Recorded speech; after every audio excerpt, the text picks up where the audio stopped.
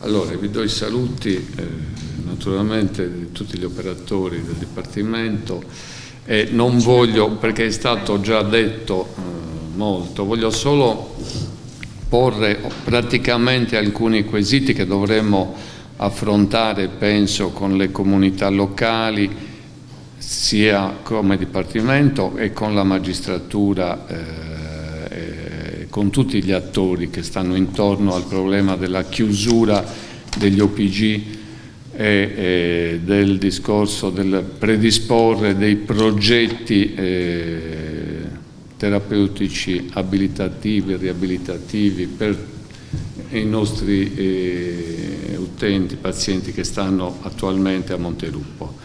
Noi abbiamo fatto i progetti per dimettere quasi tutti gli 8, 9, forse uno resta, che effettivamente ha delle caratteristiche molto gravi, sia di psicopatologia che di storia ambientale e sociali, per cui ha delle caratteristiche di disturbo di personalità, antisociali, eccetera, molto molto impegnative, diciamo.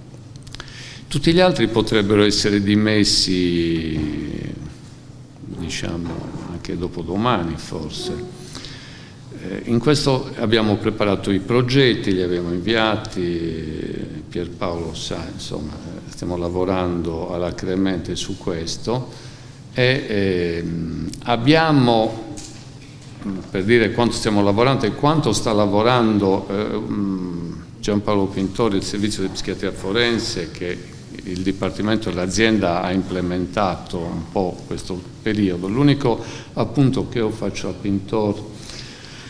a Giampaolo è questo, che io ti auguro di vivere anche 150 anni, ma siccome le istituzioni e le strutture sono legate molto alle persone, però devono, le persone che lavorano così bene, diciamo gratuitamente, in un modo egregio, nel senso che una persona che si è sempre dedicata all'istituzione, al lavoro, senza badare a, diciamo, a risparmiarsi, ecco, dovrebbero però sviluppare, formare, eccetera. Qui c'è un discorso anche molto generale della formazione che è fondamentale. Quindi noi potremmo dimettere dopodomani tutte queste persone, però restano alcuni quesiti. Per esempio, alcune di queste persone, qualcuno potrebbe addirittura tornare a casa con un supporto di assistenza domiciliare, diciamo di progetti a domicilio, domiciliari sul territorio che stiamo predisponendo come azienda. Altri potrebbero fare un periodo di passaggio in qualche comunità sulle 24 ore, che però l'unica che accoglie in qualche modo, tratta e con cui lavoriamo da parecchi anni, ha già per esempio 13 persone in misura alternativa, misura di sicurezza alternativa. Ogni volta che noi tentiamo di mandargli qualcuno, perché non sappiamo dove inviarli, ci dice non riusciamo a gestirli per 1000 motivi, per personale, eccetera, eccetera. Per cui il problema di garantire a quella fascia che molti l'hanno definita di persone sofferenti che hanno anche compiuto, anche a causa del loro stato di malattia mentale, dei delitti, dei reati molto gravi. Questi abbiamo scoperto che al di là delle ideologie custodialistiche e di tutto quello che ci stava dietro, poi sono trasformati addirittura da 40, secondo me 7, 8, se si pone un tetto giustamente all'inserimento nella REMS, famosa REMS, e se c'è una rete, se c'è un ventaglio di possibilità, se c'è un percorso, noi rischiamo in questo momento, in questo particolare momento, voglio dire codice penale, la REMS, dottoressa Ornano, io ho sentito che è una struttura detentiva anche, quindi ci sono alcune questioni aperte, cioè nel senso che chi sta lì ha anche una grave sia per la grave patologia e sia, mettiamo anche per degli aspetti legali, penali molto pesanti, chi sta lì dentro ha bisogno di avere il diritto di avere delle terapie intensive.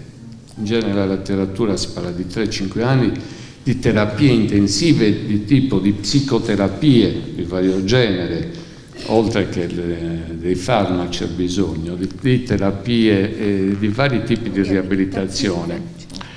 Queste persone, se noi togliamo al momento dal ventaglio questa REMS, diciamo, ad aprire, cioè dopo che Giusta finalmente chiude l'OPG, come ci mettiamo d'accordo? Cioè, voglio dire, dove le mettiamo?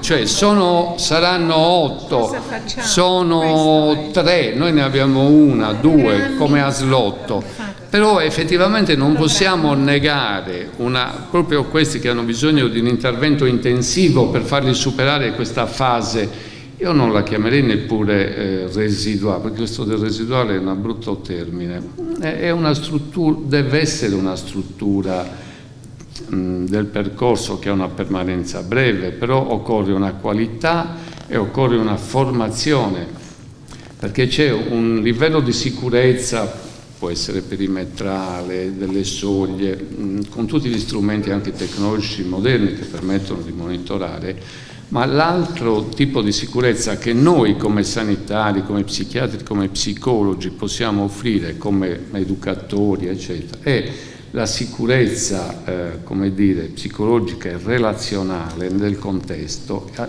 Per fare questo occorre leggere, capire, entrare nelle dinamiche, offrire una struttura, come dire, moderna, una struttura che non diventi un'istituzione, che segua le varie persone, diciamo, che non le tenga certo neanche chiuse dentro la REMS.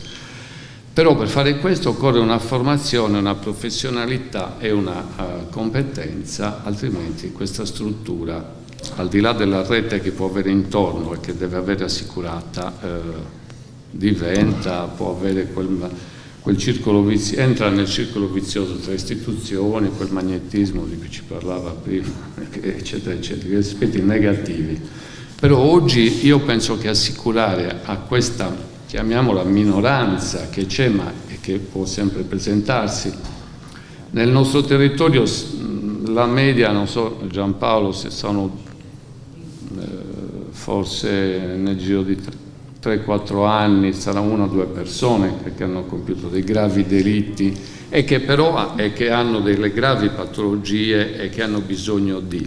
L'altro aspetto che secondo me è carente, a cui dovremmo dare attenzione, è quello di monitorare le persone che sono state già dimesse dall'OPG e che anche ultimamente dal Nuorese eccetera stanno rientrando, stanno ritornando per varie carenze anche del territorio, però monitorare e vedere di capire, avere degli indicatori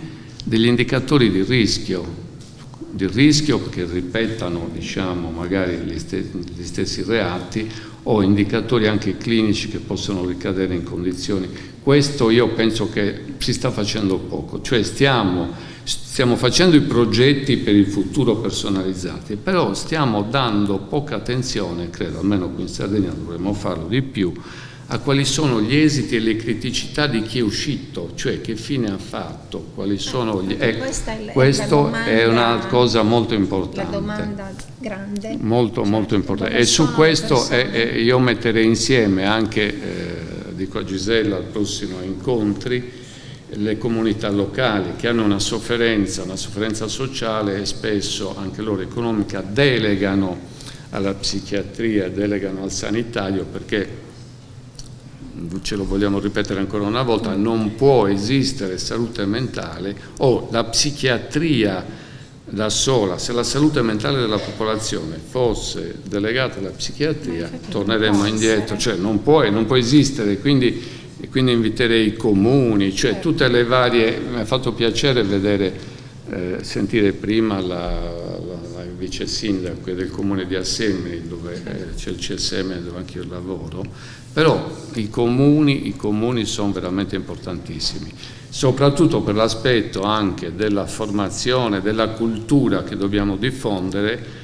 In questo caso sullo stigma, secondo me, è molto più forte, molto più pericoloso il pregiudizio rispetto a una persona che esce da un OPG, cioè il terrore. Quindi questo, volevo solo dire questo, REMS, assicurare anche ai più, come dire, sfortunati, a quelli che hanno più problemi, la possibilità di avere una terapia intensiva dentro il ventaglio. Non togliamo dal ventaglio, perché il problema è che il contesto oggi è diverso, è cambiato. Abbiamo un ventaglio da migliorare, da rafforzare, più gente mettiamo intorno a questo ventaglio meglio è, però dobbiamo, perché questo ci accade fra pochi mesi, quindi resta un problema aperto, insomma. Grazie. Augusto, aspetta un attimo, volevo però che tu ci dicessi anche qualcosa rispetto all'organizzazione dei servizi del territorio, perché non dimentichiamoci che stiamo facendo un'operazione rivoluzionaria, no? Quella di chiudere gli OPG, perché non si tratta solo di accogliere chi è internato lì ed è stato privato della libertà, dei diritti, delle cure, eccetera, ma dobbiamo fare anche il ragionamento di come si fa per evitare che le persone debbano intraprendere strade di quel tipo, perché il codice Rocco è ancora in piedi. Quindi il punto centrale dell'organizzazione, il punto che riguarda l'organizzazione dei servizi, l'efficacia degli interventi, le risorse, rimane centrale. Quindi forse dobbiamo dire qualcosa anche rispetto a questo, no? Che poi riprenderà anche Amadeus. Sì. Beh, allora, il servizio, oltre alla presenza, almeno sappiamo che in Sardegna c'è il problema delle 12 ore in molte sedi.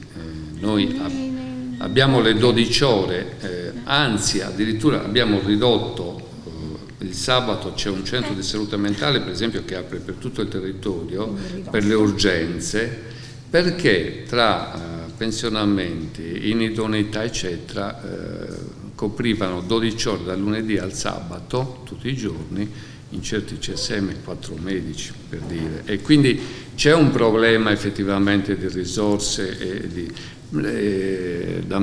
soprattutto risorse umane. C'è il problema di definire, condividere con le associazioni, con i familiari, delle procedure che possano garantire, diciamo, sia il discorso dei persi di vista, sia il discorso di certi utenti che hanno delle caratteristiche, diciamo, a rischio, che sono a rischio, insomma, che possono essere già entrati nel circuito penale o che sono a rischio di azioni gravi, di emarginazione anche. Certo, questo secondo me dovrebbe esserci a livello di dipartimento condiviso, per esempio in una conferenza di dipartimento, e individuare degli indicatori, delle situazioni in cui avviene, non dico automaticamente, che le unità per il CSM, il Dipartimento, trova il modo di intervenire. Questo va scritto e condiviso, e va, perché devo dire che sui singoli casi poi man mano magari sulle REMS non possiamo non essere al 100% d'accordo, però quando io lavoro la Trinca, i suoi collaboratori, le associazioni vengono, devo dire che riusciamo a risolvere e a trattare, ad affrontare dei problemi veramente sui progetti, sulle persone molto importanti, quindi abbiamo praticamente un'ottima collaborazione. Ok, grazie. Grazie Augusto.